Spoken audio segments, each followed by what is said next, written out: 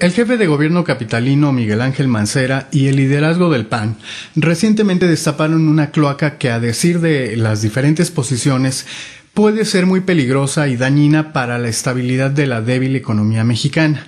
Y me refiero al tema de elevar los salarios mínimos. Y digo débil porque aunque nuestra economía tiene la virtud de generar algunos nuevos ricos, Slim uno de ellos, de cualquier manera no puede dejar de producir de manera crónica nuevos pobres. Y además de esto, no ha podido generar crecimiento. Vaya, desde hace más de 30 años el país no logra crecer siquiera a los 3 puntos porcentuales. La cuestión es que el tema ha generado miedo e incluso terror entre los sectores más conservadores y entre muchas y muchos economistas, porque argumentan con todas las herramientas técnicas de su oficio que esto traería una espiral inflacionaria y con ello la desestabilización de la economía. Por otro lado están quienes huyen desaforados del populismo y buscan los argumentos de los economistas para justificar su animadversión. Y en otro de los polos se ubican quienes han evaluado la situación de injusticia que implica el salario mínimo actual para millones de mexicanos y mexicanas. En este sentido, no cabe más que aceptar que 1, el tema por supuesto es una medida electorera, no hay duda. 2, que resultó ser un tema mucho más delicado y relevante que la privatización de la renta petrolera. Y 3, que este tema nos obliga a seguir pensando en que el proyecto neoliberal funciona de modo extraño en el país, que el neoliberalismo se está cargando de contradicciones insostenibles y que finalmente no logra reivindicar o renovar el pacto social. Y en esta secuencia de afirmaciones ampliamente aceptadas se antoja una más. En esta lógica de disfunciones o aplicaciones extrañas del modelo neoliberal en México, alguien tiene que sacrificarse, y ese alguien es la clase trabajadora, la que aguanta vara con 1, 2 o 3 salarios mínimos. En consecuencia de ello, la pregunta obligada es, ¿el debate sobre el salario mínimo evidenciará que el modelo falló en México o que la clase política que ha venido gobernando es simplemente incapaz y en toda su incapacidad ha asumido lo que venga en el futuro, así sea su eventual destitución? Esto porque si damos por verdadero el juicio que muchos economistas han emitido, este posible aumento generaría una espiral inflacionaria con sus correspondientes con su correspondiente desestabilización de la economía, lo que nos llevaría a dónde. Vaya, siempre se puede vivir peor, pero la población estará dispuesta a mantener el pacto social que, entre otras cosas, es un pacto de paz social en un escenario de mayor desgaste de los bolsillos generales, a la vez que la clase política sigue incrementando sus fortunas.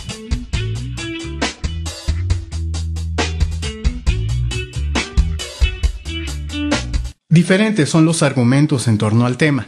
Por supuesto que hablo de aquellos que desde hace mucho tiempo han venido señalando la pérdida del poder adquisitivo del salario mínimo y que en consecuencia es urgente su ajuste para cubrir las necesidades básicas, ya no más, así como aquellos argumentos que pronostican que la economía nacional es la que sufrirá las consecuencias negativas de una propuesta tan descabellada como esta, vaya, elevar el salario mínimo.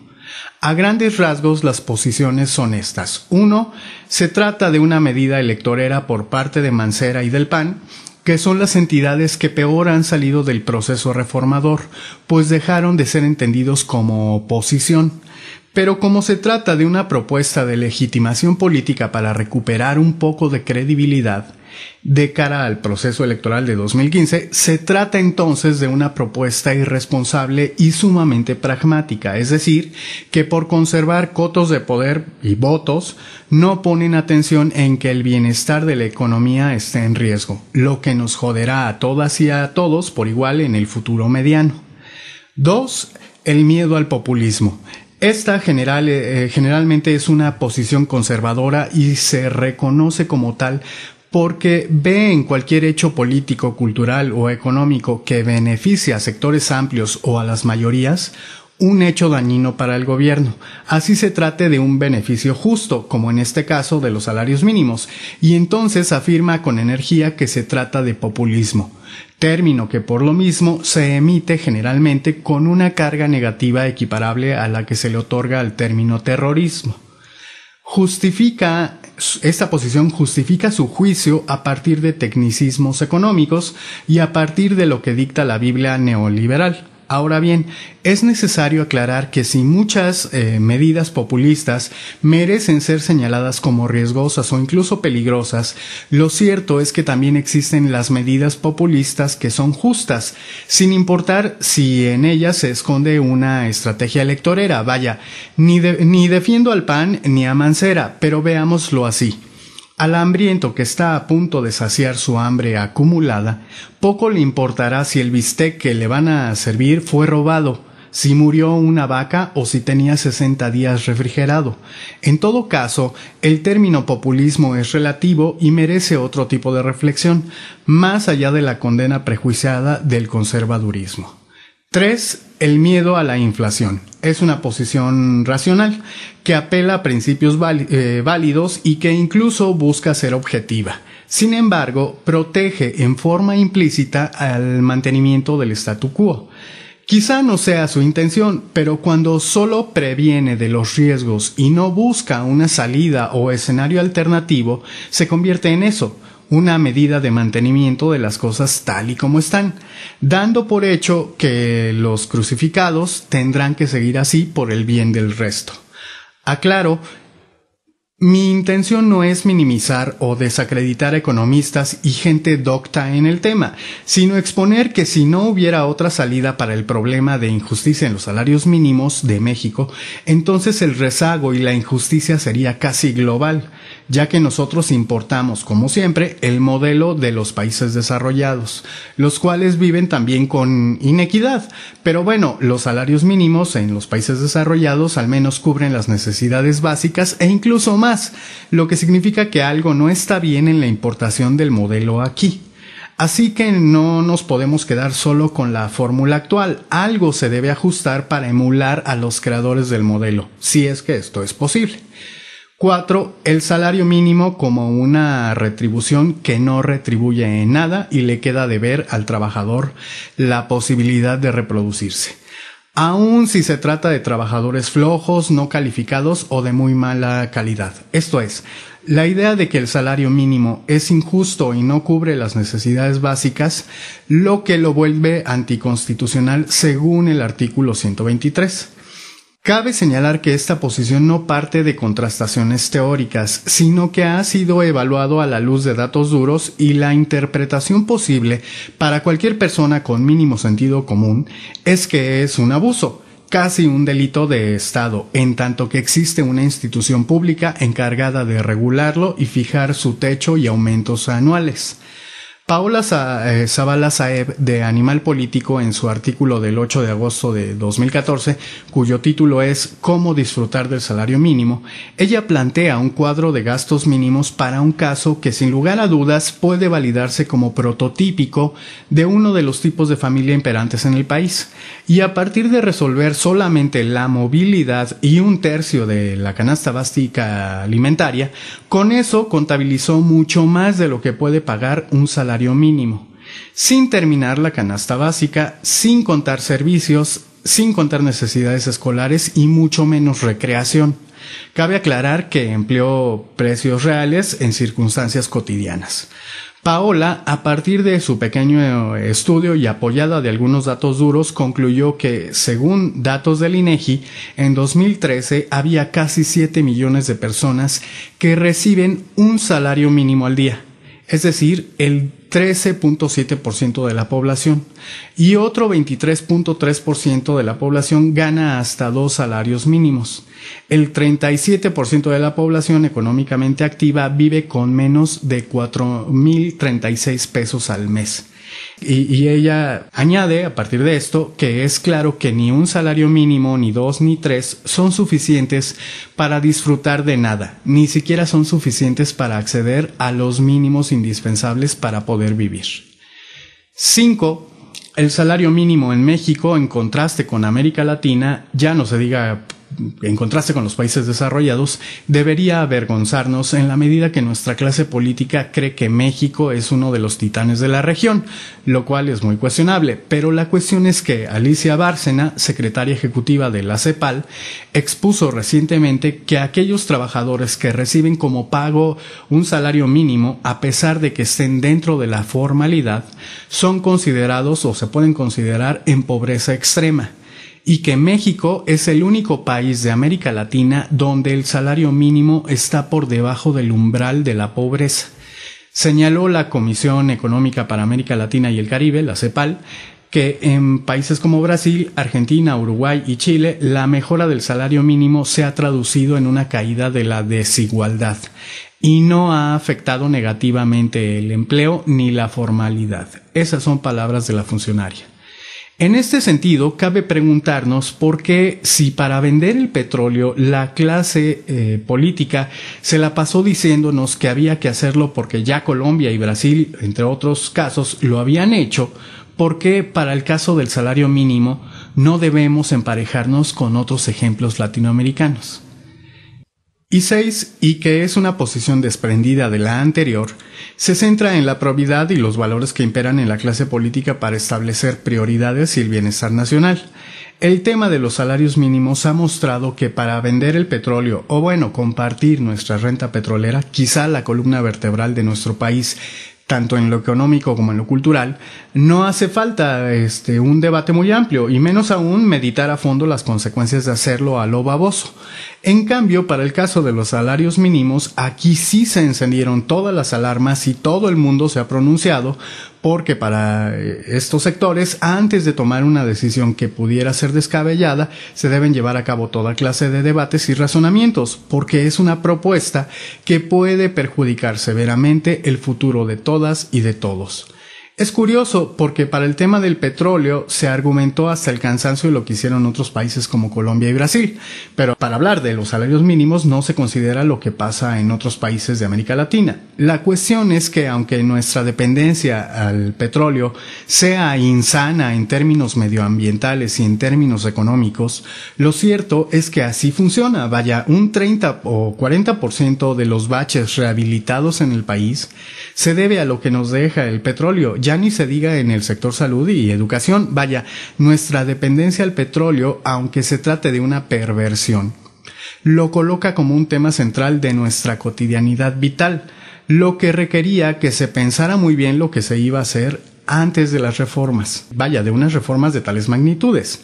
Hasta el gobernador de California nos advirtió que fuéramos con cuidado, esto es, alguien que se ubica en el bando de los beneficiados nos previno de hacer las cosas con cuidado. Quizá y porque vio a la clase política, como se ve desde muchos sectores, como una élite verdaderamente corta e incapaz. Pero la cuestión es que nos advirtió, yo creo, porque nos vio muy verdes y él considera que nos van a devorar las transnacionales. Pero bueno, la cuestión es que este tema, que es crucial, ni para la clase política ni para esos sectores merecía tanta reflexión, y en contraste, o el problema de este contraste es que el tópico de los salarios mínimos, sí requiere de pensar a profundidad, lo que lleva a creer que esta élite política y estos sectores o debería internarse a la brevedad en un centro de salud mental, o deberíamos regresarla a la primaria para que aprendan los fundamentos de la aritmética básica, o a alistar los reclusorios, porque detrás de esta moralidad se esconden toda clase de prácticas ilícitas, aunque sea en el nivel potencial, pero parece que se afilan las uñas para robar a gran escala y sin precedente. Eso ya cada quien lo supondrá y lo juzgará llegado el momento. Ojo, no estamos afirmando nada ni exhibiendo a nadie, aún, pero es inevitable la suspicacia después de no haber dado suficiente certidumbre. Finalmente, el hecho a rescatar es que se le otorga un peso subdimensionado al tema del petróleo y un peso sobredimensionado al de los salarios mínimos, lo que sigue nutriendo la suspicacia, porque es inevitable pensar que esta priorización, esta forma de valoración está fundamentada en la posibilidad de hacer negocios millonarios con un recurso que además está próximo a acabarse. Y por el otro lado, por el lado de los salarios, se pide una reflexión concienzuda porque se desea mantener el estado de cosas exactamente igual, es decir, a la clase trabajadora jodida y aguantando vara, renovando el pacto social, lo que indicaría que todo el discurso oficial sobre el desarrollo y el bienestar social es una falacia.